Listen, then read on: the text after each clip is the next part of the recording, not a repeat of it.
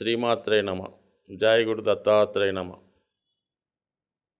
మార్చి 24వ తారీఖు నుంచి 30వ తారీఖు మధ్యలో జరగబోయే వార ఫలాలు మకర రాశి వారికి ఏ విధంగా ఉండబోతున్నాయి అన్న విషయాన్ని మనం పరిశీలిద్దాం.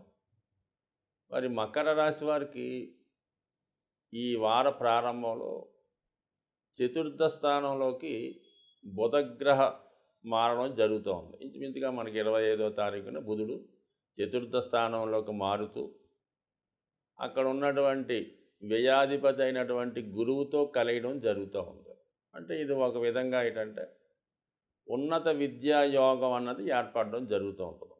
భాగ్యాధిపతిగా ఉన్నటువంటి బుధుడు చతుర్థ స్థానంలో చేరుతూ వ్యయాధిపతితో కలిసి ఉండడం వల్ల ఇది విద్యార్థులు, ఈ రాశిలో ఉన్నటువంటి విద్యార్థులు విద్య కొరకు విదేశీయానం కానీ ఇతర రాష్ట్రంలో కానీ లేదంటే ఏదైనా హాస్టల్లో చేరి విద్యని కొనసాగించడం కానీ కొత్తగా విద్యా ప్రవేశం చేయడానికి ఇది నాందివాచకంగా ప్రారంభమయ్యే అవకాశాలు ఉన్నాయి. అంటే ఏదైనా మొత్తం మీద జాతకుడు హాస్టల్లో ఉండి చదువుకోవడమా లేదంటే ఏదైనా ఇతర ప్రాంతంలో ఉండి చదువుకోవడం అనేది ఇప్పుడు నిర్ణయం జరుగుతుంది.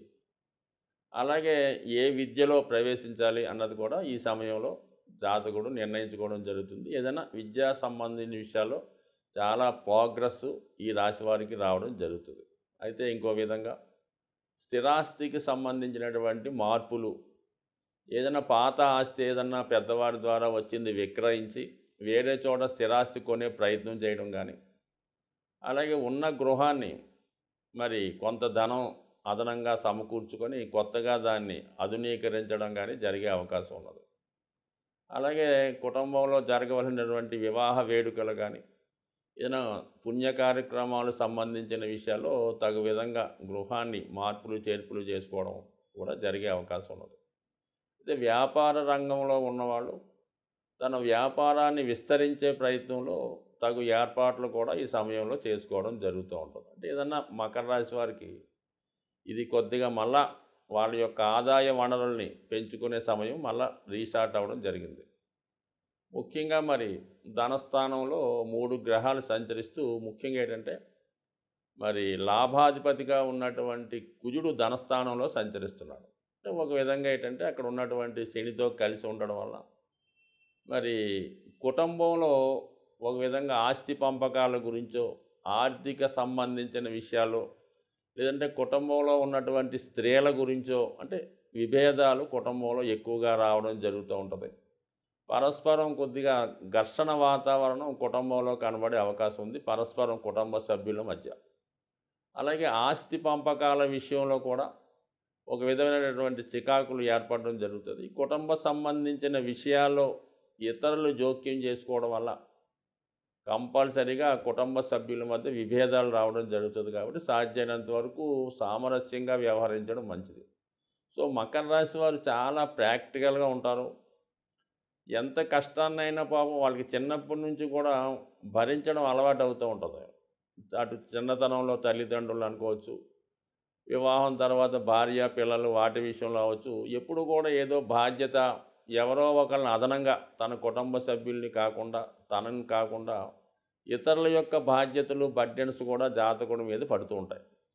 మరి ఈ సమయంలో ఆ విధంగానే జాతకుడు మరి తన కుటుంబ సభ్యులను కాకుండా వేరే వాళ్ళని, అది స్నేహితులు సంబంధించిన పిల్లలు అవ్వచ్చు, అలాగే ఏదంటే బంధువులు సంబంధించిన వారు అవ్వచ్చు, వారిని ఆదుకునే విషయంలో వారికి ఉపాధి కలిగించే విషయంలో మరి అది మీ దగ్గర రక్త సంబంధికులు లేదంటే మీ భార్య పిల్లలు అంగీకరించకపోవడం వల్ల ఒక విధమైన అసహనానికో, అంటే మీరు గతంలో ఏదన్నా ఎవరి దగ్గర నుంచి ఉపయోగం పొంది ఉంటే వాళ్ళు మమ్మల్ని ఆ టైంలో బాగా చూశారు కదా అన్న ఉపకారంతోనో లేదంటే ఒక విధమైనటువంటి మంచి ఆలోచనతోనో వాళ్ళని ఆదుకునే ప్రయత్నం మీరు చేస్తూ ఉంటారు. కానీ అది మీ కుటుంబంలో కొందరికి ఇష్టం లేకపోవడం వల్ల ఈ విధంగా కుటుంబ సంబంధించినటువంటి వ్యక్తుల మధ్య ఇబ్బందులు కలిగే సూచనలు ఉన్నాయి. కాబట్టి ఏదైనా తుఫాన్లు ఎదుర్కొనే శక్తి మకర రాశి వారికి ఉంది. కాబట్టి దైవాన్ని భారం వేస్తూ కొంతకాలం ఎదురు చూడడమే తప్ప అంతగా మీరు చేసేది ఏమీ లేదు. అటు ఆ బంధాన్ని ఆ బాధ్యత నుంచి తప్పుకోలేరు, ఇటు సొంత వారిని కాదని లేకుండా సతమతం అయ్యే ఏకైక వ్యక్తి మకర రాశి లేదా మకర లగ్నం వారు. సో ఏదైనా భాగ్యస్థానంలో కేతుగ్రహ ప్రభావం వల్ల మీలో ఉన్నటువంటి మంచితనం, ఆధ్యాత్మిక చింతన, ఒక మంచి గురువు మీకు లభించడం ద్వారా, మంచి విషయాలు తెలుసుకోవడం ద్వారా కొంత కష్టమైన కొంతకాలం పాటు ఓర్పుగా భరించడం వల్ల అన్ని సమస్యలు కూడా వాటికి అయ్యే పరిష్కారమై చివరికి శుభం కార్డు పలికే అవకాశం ఉంది. ఈ నెల ఇంచుమించుగా మనకి 30వ తారీఖుతో మార్చి నెల ఎండింగ్ అవటం, అలాగే మరి మనకి ఏప్రిల్ 9వ తారీఖున ఉగాది రావడం జరుగుతుంది. సో అలాగే మనకి శ్రీరామనవమి కూడా ఏప్రిల్ నెలలో రావడం జరుగుతూ ఉంటుంది. అంటే ముఖ్యంగా ఏంటంటే ఈ ఏప్రిల్ నెల అంటే మే తర్వాత వివాహ ముహూర్తాలు చాలా వరకు లేకపోవడం వల్ల చాలా వరకు వివాహ విషయంలో తొందరపడడం జరుగుతూ ఉంటుంది.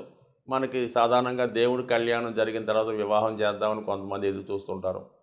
సో అతి కొద్ది రోజులు మాత్రమే సమయం ఉండడం వల్ల ఎవరైతే చాలా కాలంగా వివాహ ప్రయత్నాలు చేస్తూ ఏదో విధంగా సంబంధాలు బాగా దగ్గరకు వచ్చి మిస్ అవ్వడం కానీ, ఈ అనేక కారణాల వల్ల మరి వివాహాలు ఆలస్యం అవడం జరుగుతుంది. మరి రాబోయే శ్రీరామనవమి ఖచ్చితంగా వధూవరులకి శీఘ్ర వివాహం జరగడానికి ఒక అనుకూలమైనటువంటి పరిహారం అనొచ్చు, ఒక పుణ్య కార్యక్రమం కూడా అవ్వచ్చు. ఎవరైతే వివాహం కొరకు ఎదురు చూస్తున్నారో వారి యొక్క తల్లిదండ్రులు వివాహ శ్రీరామనవమి యొక్క పట్టాభిషేకం రోజు అంటే సీతారామ కళ్యాణం రోజు సంపూర్ణంగా మరి ఆ కళ్యాణాన్ని చూడటం వల్ల, ఆ కళ్యాణంలో పాల్గొని సీతారాములకి వేసినటువంటి తలంబరాలు కొన్ని తీసుకొని మరి ఎవరికైతే వివాహం జరగవలసి ఉన్నదో వాళ్ళు విధి విధానంగా అమ్మవారిని అయ్యవారిని తలుచుకొని ఆ తలంబరాలు తల మీద ధరించడం వల్ల చాలా వరకు వివాహం మళ్ళా శ్రీరామనవమి వచ్చే లోపల 100% కొన్ని వేల మందికి ప్రత్యక్షంగా చూడడం జరిగింది. లేదు పేరెంట్స్ అవకాశం లేకపోతే స్వయంగా ఎవరికైతే వివాహం జరగాలో వాళ్ళు ఈ సీతారాముల కళ్యాణంలో పాల్గొని విధి విధానంగా ఆ తలంబరాలు తల మీద వేసుకోవడం వల్ల ఖచ్చితంగా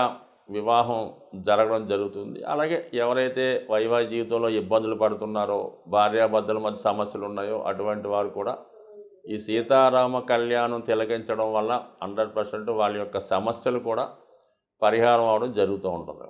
సో అలాగే ఏంటంటే మరి రేపు రాబోయే ఉగాది రోజు ప్రతి ఒక్కరూ కూడా విధి విధానంగా ఆ రోజు మరి ప్రత్యక్షంగా మీకు అవకాశం వస్తే ఎవరైనా పంచాంగం చదివినప్పుడు అది వినడం కానీ, లేదంటే మనకి టీవీలో మాధ్యాల్లో ఈ పంచాంగ శ్రవణం ఆ రోజు అంటే ఉగాది రోజు ఎవరు రాజు ఎవరు మంత్రి అనే విషయాలు చెప్తూ ఉంటారు. కాబట్టి అంటే ఉగాది రోజు పంచాంగ శ్రవణం మీరు వినడం వల్ల కంప్లీట్గా జాతకంలో ఉన్నటువంటి గ్రహ దోషాలు తొలగి ఆ గ్రహాలు మీకు అనుకూలంగా మారే అవకాశం ఉంది. కాబట్టి మనకి చాలా కాలంగా ఈ పంచాంగ శ్రవణం కంపల్సరీగా ఆచరించడం, ఆ విధంగా మరి మిత్రులకు కలుసుకోవడం కానీ, పెద్దవాళ్ళు సత్కరించడం కానీ ఆ రోజు చేయటం వల్ల ముఖ్యంగా మరి ఆ రోజు మీరు పంచాంగాన్ని ఖచ్చితంగా విని, అలాగే మీ పెద్దవాళ్ళకి మీ శ్రేయోభిలాషులకి వీలైనంత విధంగా మీరు ఆ రోజు కలుసుకొని బహుమతి రూపంలో ఇవ్వచ్చు, లేదంటే వాళ్ళకు ఒక నమస్కారం పెట్టడం వల్ల వాళ్ళ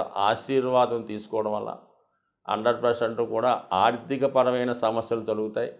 గ్రహాలు మీకు ఆ సంవత్సరం అంతా కూడా అనుకూలంగా ఉండి మీ యొక్క విజయానికి కారణమవుతుంటాయి. సాధారణంగా మనం నవగ్రహాలని ఆరాధించడం వల్ల, నవగ్రహాల యొక్క విశేషాలు తెలుసుకోవడం వల్ల ప్రతి గ్రహం కూడా వాళ్ళ యొక్క జాతకుడికి అనుకూలంగా ప్రవర్తించే అవకాశం ఉంటుంది.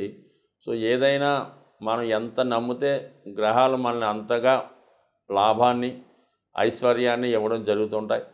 ఇది నమ్మకంతో కూడుకున్నది. కానీ మనం శాస్త్రాన్ని శాస్త్రానిగా నమ్మడం వల్ల ఖచ్చితంగా మంచి జరిగే అవకాశం ఉంది. స్వస్తి.